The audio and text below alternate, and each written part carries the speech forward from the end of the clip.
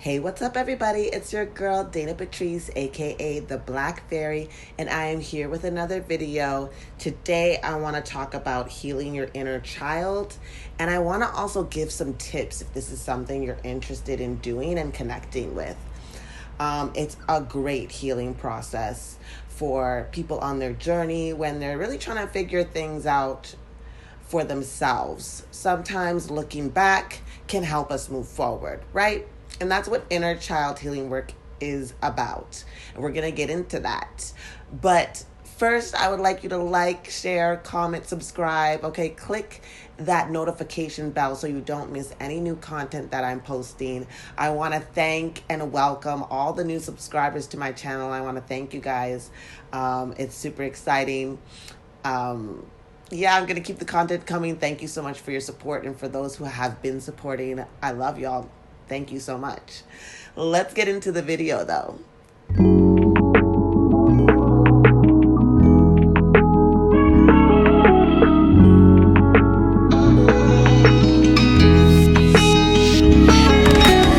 Yes. I fall in love with myself, and I want someone to share it with me.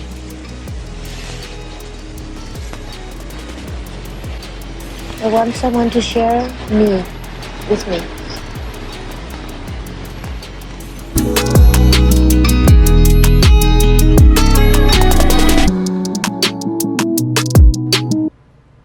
So as I was saying, you guys, all of us have a child within, right? We all do. And this video is about healing that inner child, that child that lives within you, right? This can be very intimidating at some point.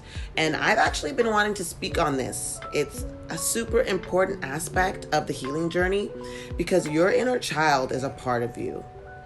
You know, some of us have had traumatic experiences, others maybe not. Still, when we are on a path of self-healing, a lot of us and our issues stem from those childhood experiences. I always think it's a great idea to seek out therapy of some sort if you can, because it can be very hard to face alone, especially if you have heavy traumatic experiences. Going back and re-evaluating, these aspects of yourself that come from childhood can open old wounds and memories that you thought you really had forgotten. And I'm not going to act like that's something easy to face. Personally, I decided to go ahead with this video because one of my lovely subscribers, said that she would really love to tap into this aspect of herself in my comments. This was in my video that I did about the first time that I met my higher self. She was in the comments commenting about how she wanted to connect and brought up this inner child aspect. I'm going to put the comment up, but because I don't have her permission to reveal her name, I'll leave that out. But this is what it said. I really would like to remember my childhood, and if I experienced any trauma, I remember nothing, only middle school and up. I would like to heal my inner child, if so, and call back any parts of me that is missing. You guys, I can relate to this sub, so much. I too struggled with not really remembering too much of my childhood. I was fearful of what I might find, but at the time I felt emotionally prepared to face it. It really resonated with me, this comment, because I really did go through some traumatic things that I truly didn't remember until I really started to connect. It was hard at first to remember certain events, and personally I had no therapist, I did this on my own. But I did have, my spiritual practices at the time that helped me get through it. I am an example of someone who had to embark on this journey alone. And I say that loosely because my spirit guides and my ancestors were with me through it all. So I definitely had some spiritual support. That being said, I know not everybody has the same spiritual beliefs as me. And even since then, my spiritual beliefs have evolved. And that's a whole different video. But that being said, I would love to give some tips on how to connect with your inner child that I feel may help you on your journey. To Number 1, acknowledge your inner child. I did this personally through meditation. I used a guided meditation on YouTube that helped me connect and meet her. It was very emotional, but I must admit it was a beautiful experience. Acknowledging your inner child makes it real, right? It establishes a connection. This can feel strange and awkward at first, but this is a real strong tool of self-discovery and understanding. It also helps you recognize and accept the good and the bad, and then you can work on how these experiences have impacted you. Don't be afraid to address your child as you would a living person, right? This inner child, this inner being inside you. Guided meditations can help you with this. Number 2, really listen to what your inner child reveals to you. Okay, you have to be really open to receive the feelings that come along with introduction, right? Your introduction to your inner child. They can really trigger strong emotions, discomfort, and open old wounds, as I stated kind of earlier, right? That you thought you may have healed. This was very true for me. I cried a lot my first time, and you might too. You might discover feelings of anger, guilt, or shame, rejection, abandonment, insecurities, vulnerabilities you thought you didn't have, or that you maybe thought you've grown past could come up. Anxiety. There's a whole lot of other feelings and emotions that could come along, but this is why I'm telling you, I want you to be emotionally and, mentally prepared, especially if you're on this journey by yourself, right? Not all of us can afford therapy, so I get it.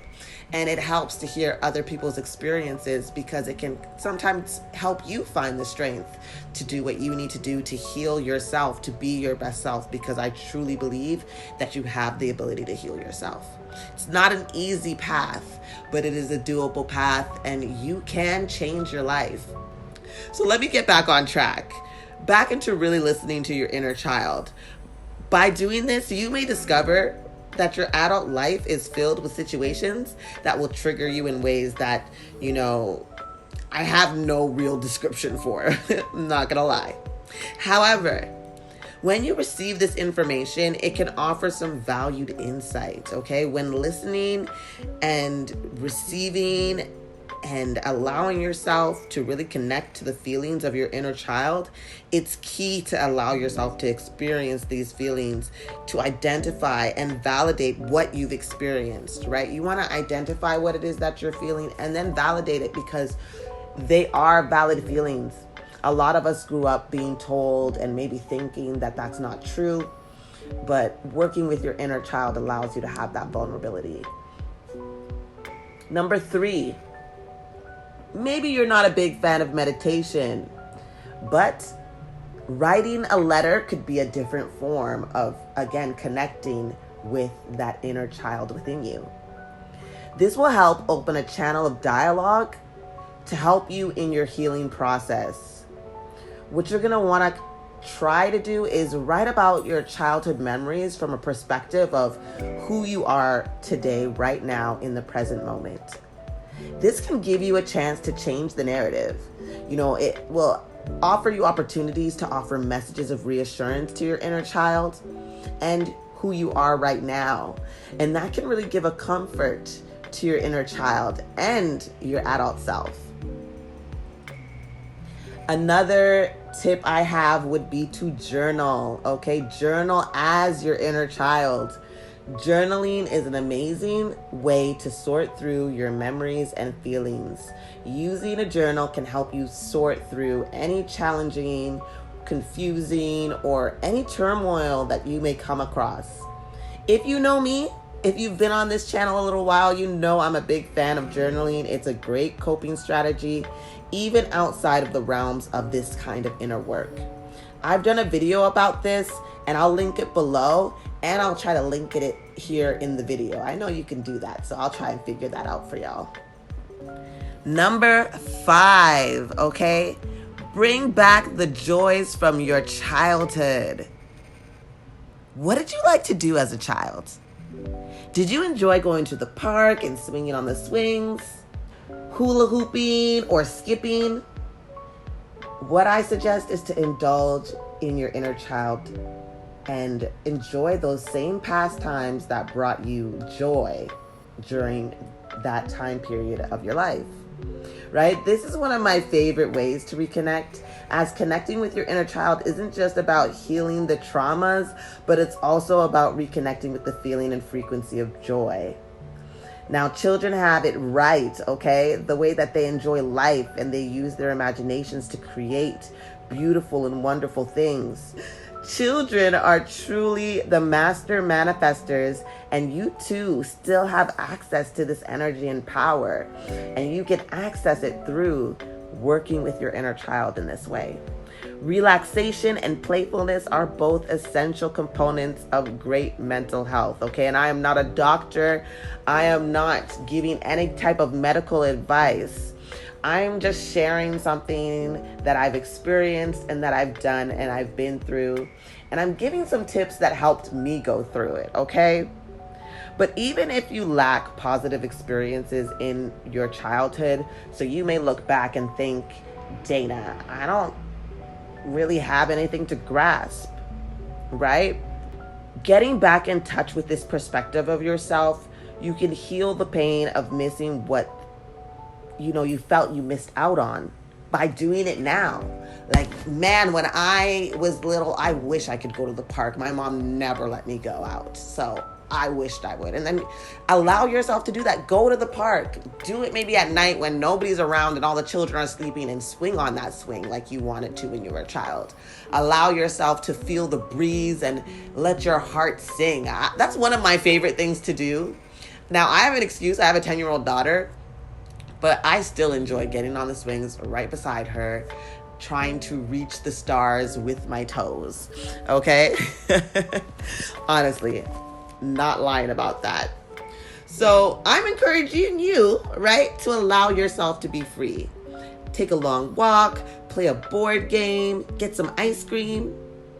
Try to fit it in your routine in the week sometimes, because this is not a one-time practice, okay? The positive emotions of youth are an amazing manifestor accelerator, okay? When you tap into that power, you will see how things accelerate in your life in other ways, right? That joy and that energy and that frequency that you let out when you allow yourself to connect and enjoy life through your inner child.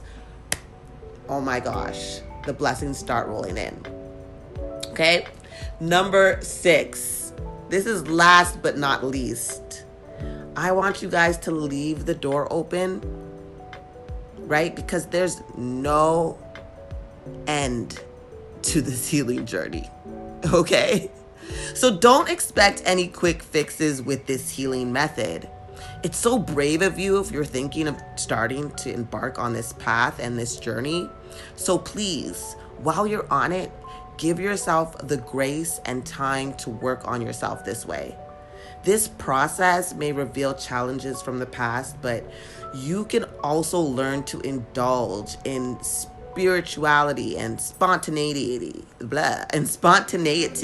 and become more playful and carefree. This can be a tool that helps you boost your confidence and motivate you more. So remain open to continuous work, remain open to continuous healing, and overcome anything that may still, hurt and maybe holding you back. You can truly overcome this. And as always, like I say it all the time, but I love you. I believe in you. You've got this. You can do this. Anyways, I'm going to leave the video at that. I would love to hear your comments below. Like, have you worked with your inner child? Was it a good experience? Was it a bad experience? Did you learn things about yourself? Anything that you feel comfortable sharing that may help anybody who's looking to, maybe try and connect in this way. Let me know that you stopped by. Say hi.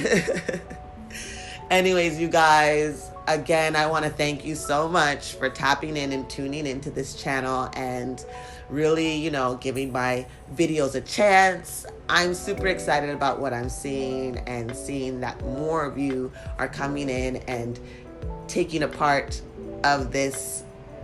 Trust me, I'm super excited. I appreciate it all, and I'll talk to you guys soon. That's the end of this video. I love y'all.